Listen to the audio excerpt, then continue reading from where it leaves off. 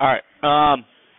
What we're going to do today, and see how far we get through it, maybe tomorrow, is an alternative testing procedure that we use. And this is actually one that is most predominant in research. Okay, it's called using a p-value. Okay, everything that we've done so far about creating the hypotheses, deciding the claim, running through the test statistic, all that stuff that we did last week and the week before is still going to need to be done. Okay, but what we do now, instead of comparing the Z statistic or the test statistic with critical values, is that we compare the area provided by that test statistic with the area that is provided by alpha or level of significance. Okay, in a roundabout way, and I'll try to show this and explain this to you, it is exactly the same way that we did hypothesis testing last week, but it's going to look a little bit different. Okay, the values that we report are different, but it's really identical to what we've already done. But a lot of statistical platforms will report p-values, or when you do a research or you read a study, it will tell you, this is the study, this is the data, this is the p-value that was obtained from that. Okay, well, what is that? What is a p-value? Okay, so that's what we're going to get into today. These two techniques, using critical values and p-values, are going to be back and forth throughout the rest of the course. Okay, so really the rest of the course, what we're going to do, for the most part, it won't be everything that we do, but for the most part, it's going to be hypothesis testing on different things. Okay, we've already done hypothesis testing on the mean when we knew sigma. Okay, later this week we'll do it on the mean when we don't know sigma and we have to use the t distribution. Okay, we'll do it with proportions. Then we'll do hypothesis testing on differences of means. So we'll be able to do something like a control group and a variable group, okay, treatment group. But as we go through those other types of hypothesis tests, they're going to jump back and forth and say, use critical values to argue this, or use p-values to argue this, okay? So we got to know this process. It says the p-value is observed level of significance. So basically what that means is the smallest level of significance at which the null hypothesis can be rejected. Okay? It's the smallest value of significance in which the null hypothesis can be rejected. Because of that, what we're going to do is we're going to compare that then to our level of significance, alpha. And the relationship between those will tell us whether to reject or not reject the null hypothesis. The lower the p-value, okay, you see here, the smaller the p-value, the greater the evidence against the null hypothesis there is. Okay, so small, very, very, very small p-values will ultimately show up in rejection regions. Okay, so the p-value, p stands for probability. Okay, so the p-value is the probability of obtaining a sample that is more extreme than the ones that have observed in your data. Okay, assuming the null hypothesis is true. So its purpose is to determine whether to reject or not reject the null hypothesis. That's consistent with what we've been doing. So it may seem different than finding critical values, but ultimately the exact same thing. So in real research, statistical packages report p-values in place of critical values. Just the verbiage and documentation of critical values is wordy, okay, for statisticians. So they will report p-values instead. Okay. Right here is a left tail test. Okay. So the Z statistic is gained from the sample data. Okay. So we are going to determine something that comes from the sample data. Okay. That's going to be our Z score. Okay. Or our test statistic. Okay. It says more extreme values are then to the left of that Z statistic. So the shaded region then is the p-value, or the probability of a sample more extreme than what was observed with the sample. Okay? And we've kind of already talked about that. If we find a Z score on our normal curve, okay, then that Z is that line right there, okay? And then the area to the left of it would be stuff that is further away from the mean than what we just observed, so that it would be more less likely to occur. Does that make sense? I know that's kind of wordy or weird to think about, but more less likely to occur, okay? So that is what we're ultimately looking for, okay? A right tail test is exactly the same as the left tail, but more extreme values will be to the right of the z statistic, okay? I don't have a picture for that, but I want to go through examples here of what we're talking about. But a picture of a right-tailed, if that's our z-test, then these would be the values that are more extreme or more unlikely to occur than what we observed. Okay. So here's an example. Says, let's say, and I don't know the context of this problem, but we've got our null hypothesis saying mu is greater than or equal to 0.15, and the alternative hypothesis then is obviously its complement, so mu is less than 0.15. Don't care right now what's the claim. I'm not going to try to determine a conclusion or a summary when we're done here. But it says this is a left tail test. It's left tail, just like what we did last week, because of that inequality right there. Okay, so it's less than, so we're left tail. So it's from the data. Okay, now we'll have data either written out in the story, the context of the problem, or they'll provide us the raw data and we'll process it. But it comes from this. This is what we've been working on. Okay, if you remember last week, we did the scores with our test statistic, ran it through that stuff, and let's say we get negative 1.34. Okay, so negative 1.34. Let's look up that what we call a p-value. This is exactly, we did this. We did this back in chapter 7, I believe. Okay, but if this z-score is negative 1.34, you guys remember taking your normal table?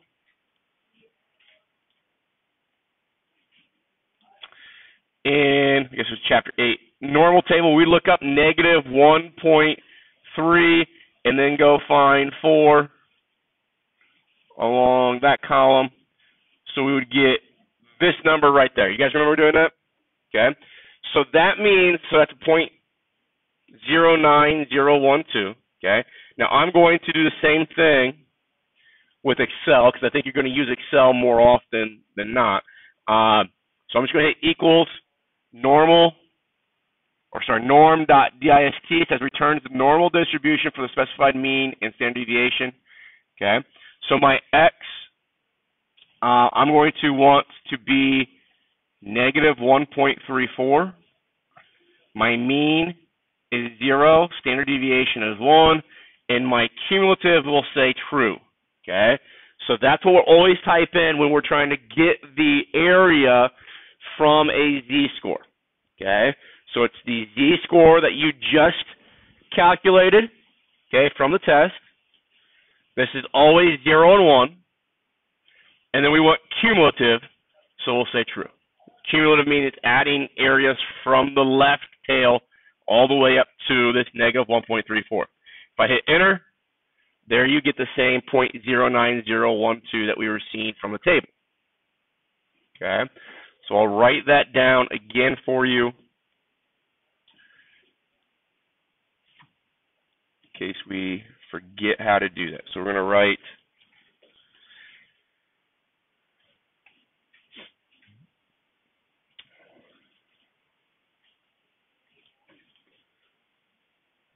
obviously it already kind of says it there, but we'll go norm.dist.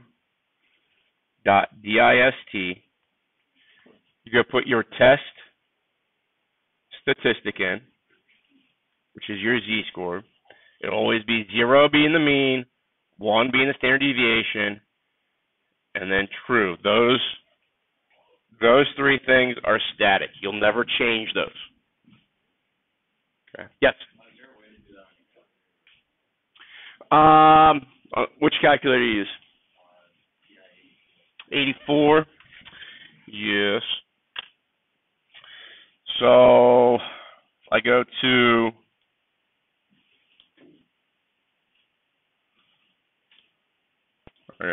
remember where it's at. Okay. So if I go to second vars, so it takes me to the distribution. Go down to normal CDF, and I believe if I just type in negative 1.34,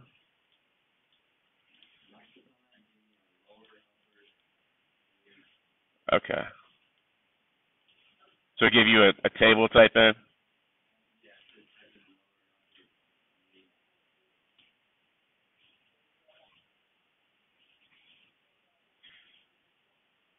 Let's try. Oh, that's not it.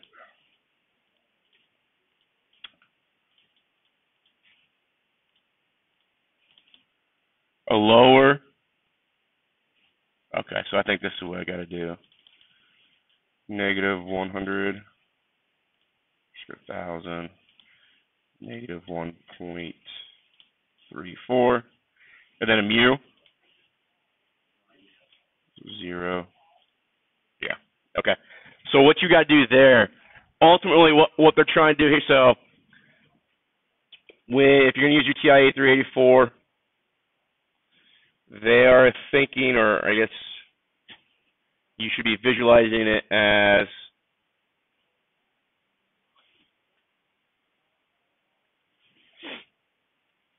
this is my curve. Okay. We want negative 1.34 there. Okay. Obviously, our mu is 0, which is right there.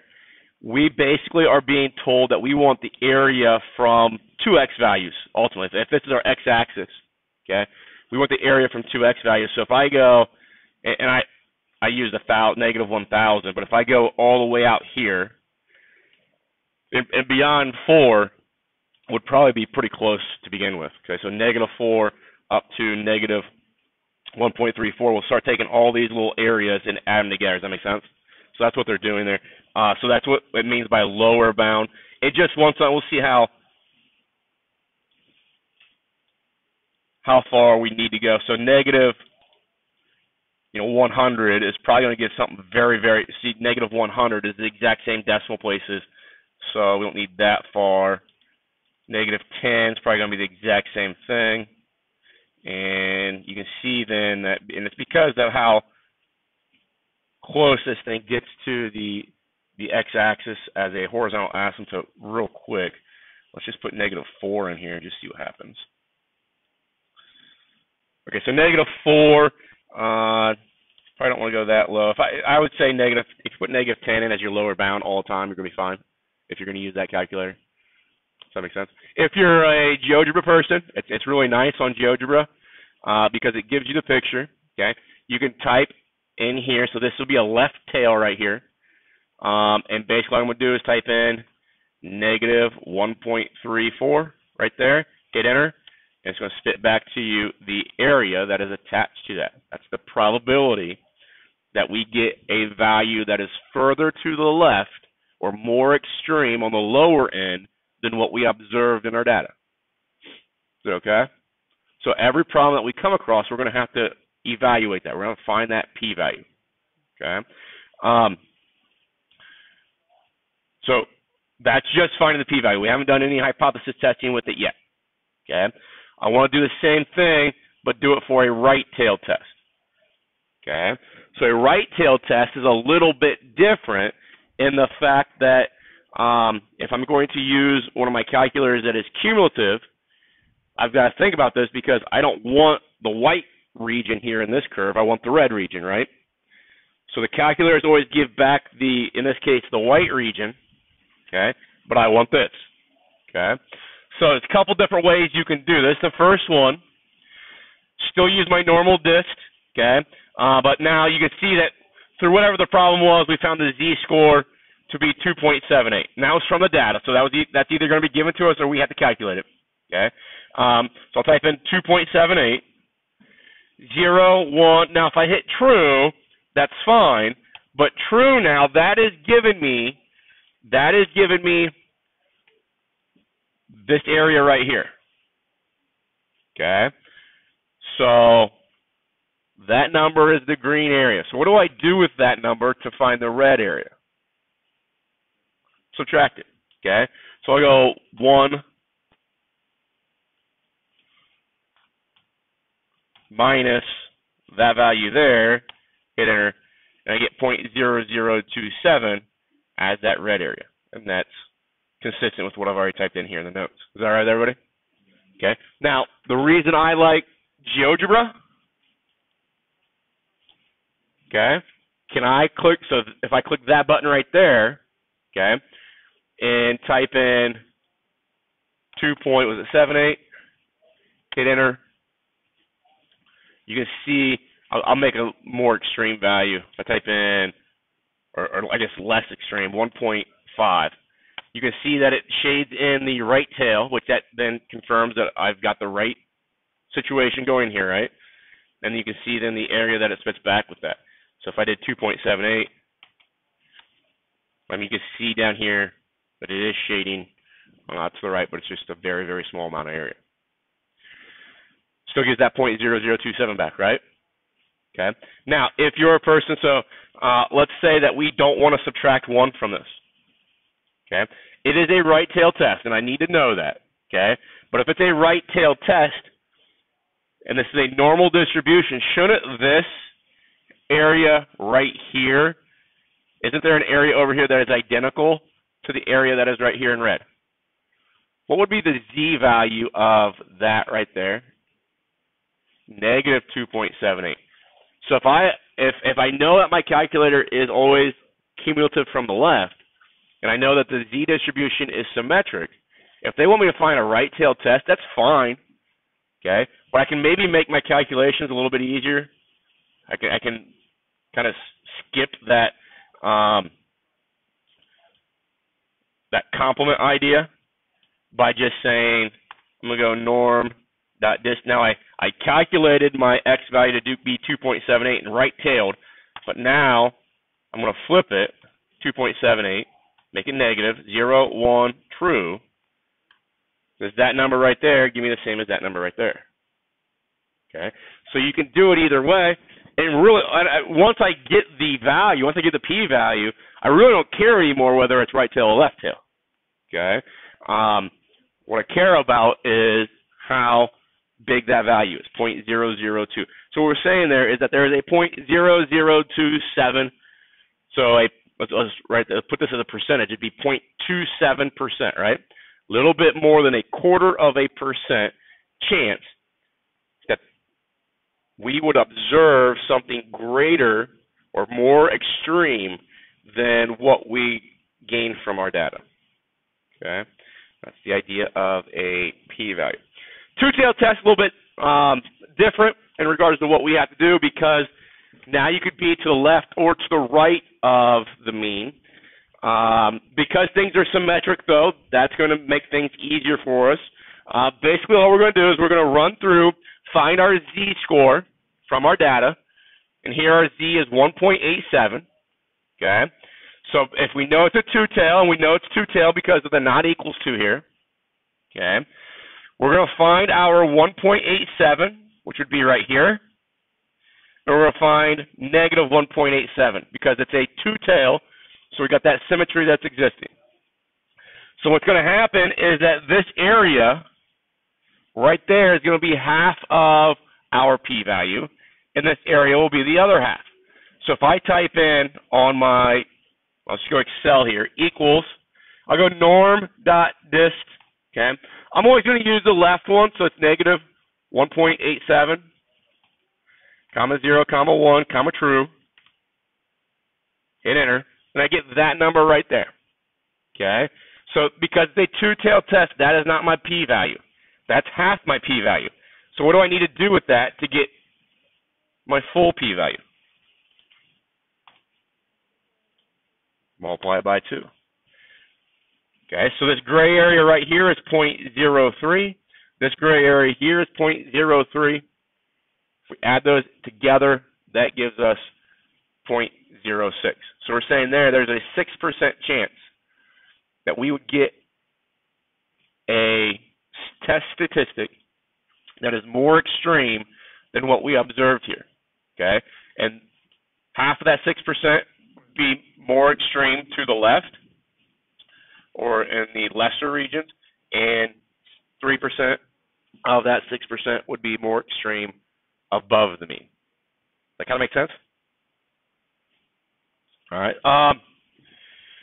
Again, using GeoGebra, on GeoGebra is different than any other calculator that you have in the fact that, actually, I don't want to do it that way. We'll do it this. So what I would do on GeoGebra is just stay with the negative 1.87, get that, and then just double it. Okay. I was thinking that this would give me these two tails here, but it's giving me the area here instead. Does that make sense? You could go negative 1.87 to positive 1.87, and it gives me that. Okay, but that 0.9385 is actually the complement of what we want, right? So in GeoGebra, it's showing the blue area is the area that's being found. We want the tails, so I could take 1 minus this, and it'll give me that same 0.06. Okay, but we have to be. Does everybody understand how we find those p-values? Okay, and like I said, we did that in. I want to say it was the end of chapter 7, beginning of chapter 8, with our tables.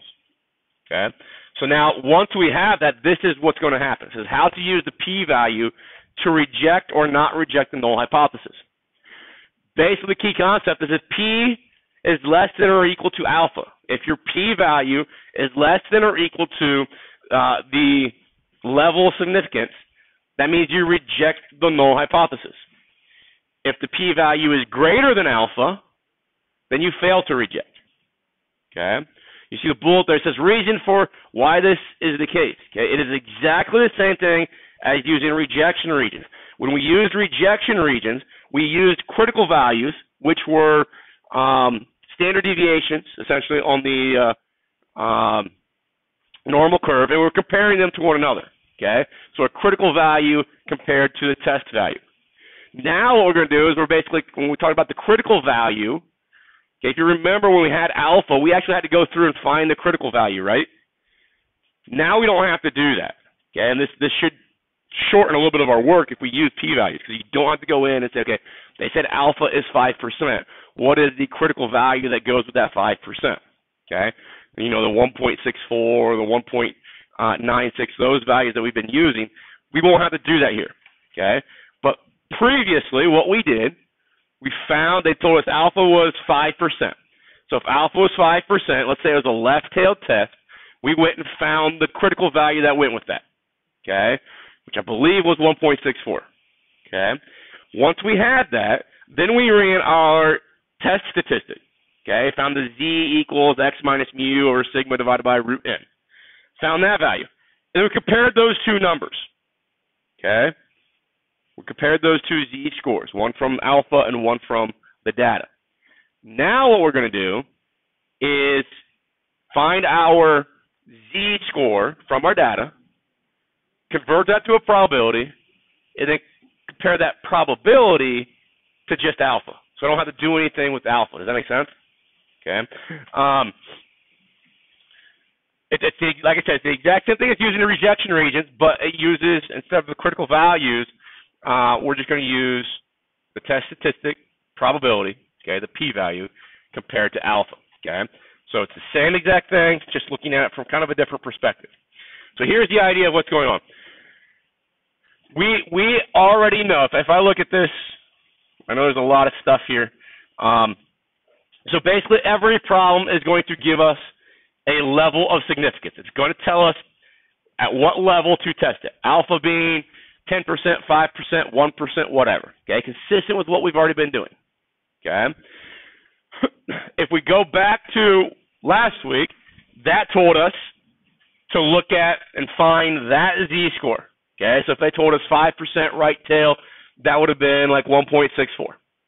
Okay, and we would know that value from a table. Okay,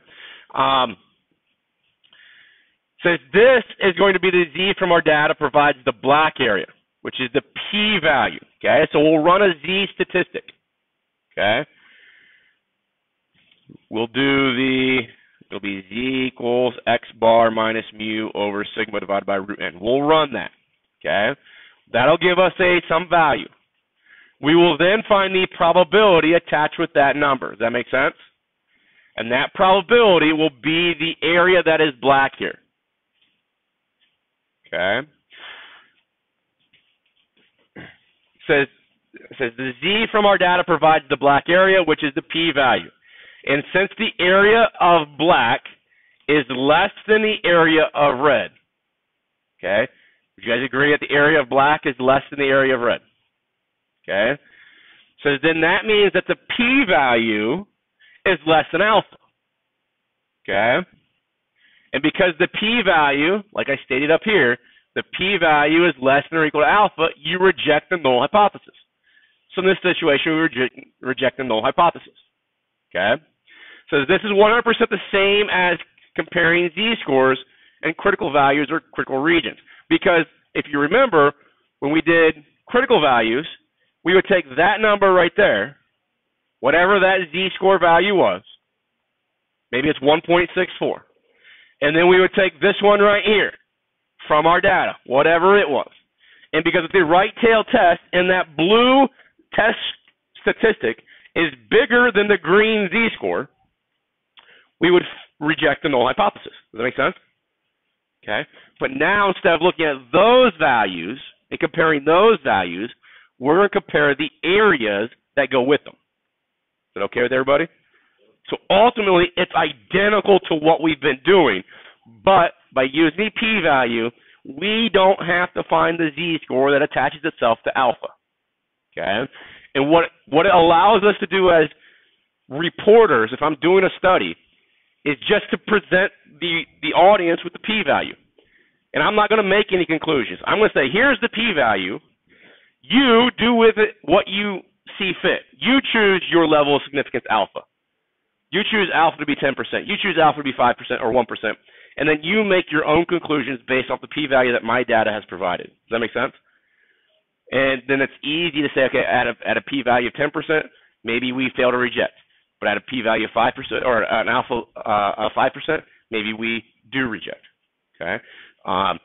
So we'll get into a little bit of that here in the future of how reporters just, and I say reporter, I'm talking about the statistician, how they will not make the conclusion for you in the study a lot of times. Okay? So the same thing happens when we look at a left tail test and a two tail test. Okay? So let's see here. We got an example. So in all these, we're gonna know the standard deviation. We're gonna know the population standard deviation, and or the sample is going to be large enough for the central limit theorem to kick in. Okay. So basically, it has to be bigger than or equal to 30, so that we know that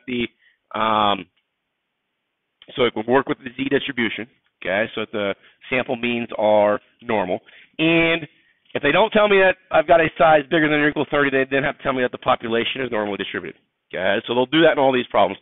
Because we'll be using the z distribution, the z statistic will be found using the exact same thing we used in the last 2 weeks. Okay, but here it says a researcher wishes to test the claim that the average cost of tuition and fees at a four-year public college is greater than $5,700. She selects a random sample of 36 four-year public colleges and finds the mean to be 5950. Okay, the population standard deviation is 659. Is there evidence to support the claim at a level of significance of 5%? Okay, so use the p-value method. All right, so the first thing we always want to do is state the hypotheses and identify the claim. Okay, so as we read this, right there, it says a claim that the average cost of tuition fees in four-year college is greater than $5,700. So when it says greater than, what hypothesis does that go to?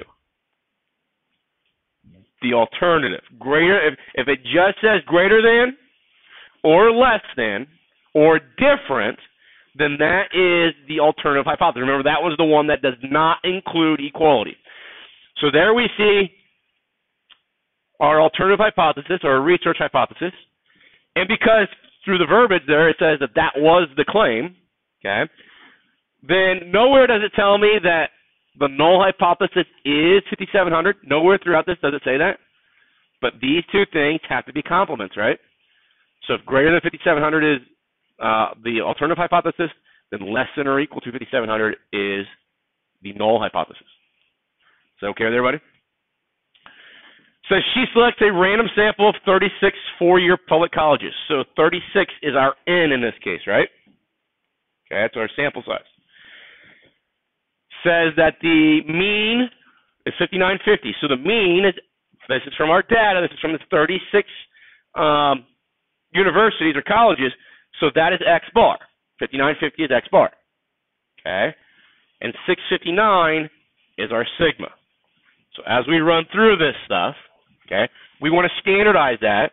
We want to take our Z, so X bar, so there's our 5,950, minus mu. Remember, mu was established right there. Okay.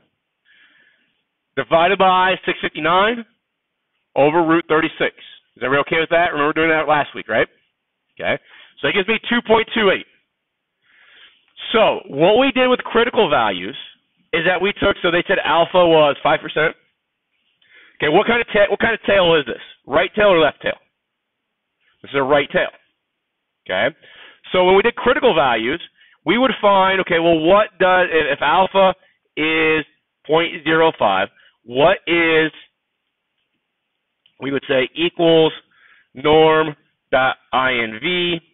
and we would say, okay, the probability would be now 0.95, mean 0, standard deviation 1, and we would get 1.64 back, right?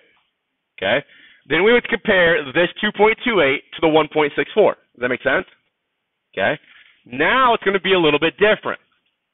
Okay.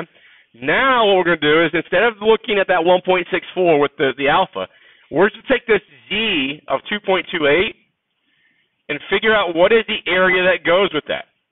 Okay. So when I take 2.28, I'm going to run this through Excel real quick. We're going to hit equals norm.dist. X is 2.28, and like I said, this is always 0, 1, true. And we get 0.988. Okay? Now, it's a right tail test, right?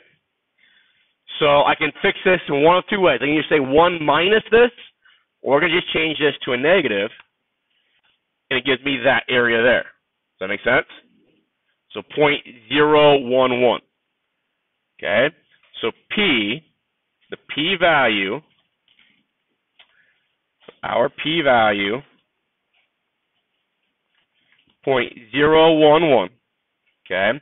Our level of significance was 0.05, right?